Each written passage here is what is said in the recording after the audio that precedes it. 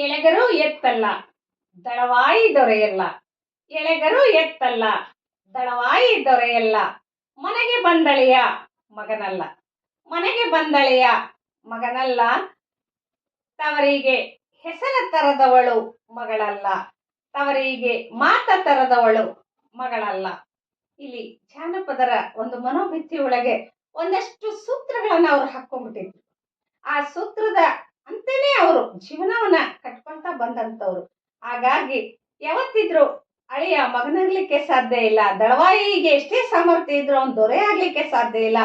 ತವರಿಗೆ ಮಾತು ತಂದಂತವಳು ಮಗಳಾಗ್ಲಿಕ್ಕೆ ಸಾಧ್ಯ ಇಲ್ಲ. ಆದ್ರೆ ಕೊಟ್ಟ ಮನೆಯಲ್ಲಿ ಆಕೆ ಒಳ್ಳೆಯ ಹೆಸರನ್ನು ತಗೊಂಡು ಬದುಕನ್ನ ಕಟ್ಕೊಂಡಾಗ ಮಾತ್ರ ಅವಳಿಗೆ ಹೆಸರು ಇರ್ತದೆ. ಇಲ್ಲ ಅಂದ್ರೆ ಇರ್ಲಿಕ್ಕೆ ಸಾಧ್ಯ ಇಲ್ಲ ಅನ್ನುವ ಕಟು ಮಾತನ್ನ ರೂಪಕ ಉಪಮೇಯಗಳ ಮೂಲಕ ಈ ತ್ರಿಪದಿ ಕಟ್ಕೊಡ್ತದೆ ಅಂತ ಹೇಳಿ ಹೇಳ ಬಯಸ್ತೇನೆ.